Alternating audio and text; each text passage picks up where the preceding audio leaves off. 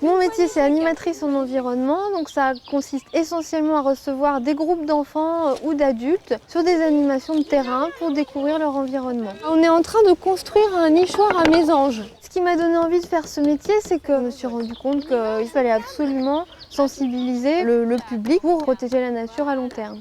Voilà, super. J'ai fait une formation en biologie, puis après j'ai fait un 3e cycle plutôt en sociologie. À la sortie de mes études, j'ai été guide nature au parc ornithologique du Marcanterre, en baie de Somme, comme saisonnière. J'ai fini par trouver donc un poste stable à la LPO Île-de-France, la Ligue pour la protection des oiseaux. Il est noir. Il est tout noir. Et ses pattes, elles sont comment? Une journée type, en général, le matin, j'ai une animation. Donc je me déplace, soit en plein air dans un centre de loisirs, soit dans une classe. C'est 2 à 3 heures de temps. Ce matin, j'ai fait une découverte des oiseaux avec les enfants.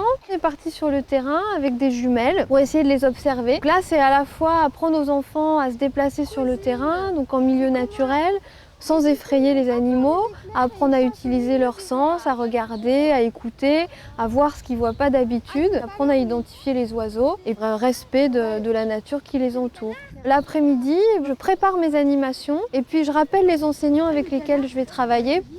Ceux qui n'ont pas vu le nid de cygne, qui ne l'a pas vu? Les côtés positifs de ce métier, d'abord c'est essentiellement qu'on est sur le terrain, en extérieur, et qu'on voit des publics très variés. C'est très créatif, c'est un métier très utile socialement. On participe à l'éducation des jeunes générations, au respect de leur environnement.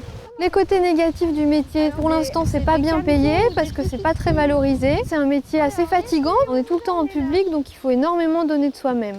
Pour être une bonne animatrice en environnement, d'abord il faut avoir le goût, la découverte de la nature et de l'environnement, avoir des bonnes capacités de communication et puis être aussi assez exigeant sur les contenus. Vous dites merci à Julie.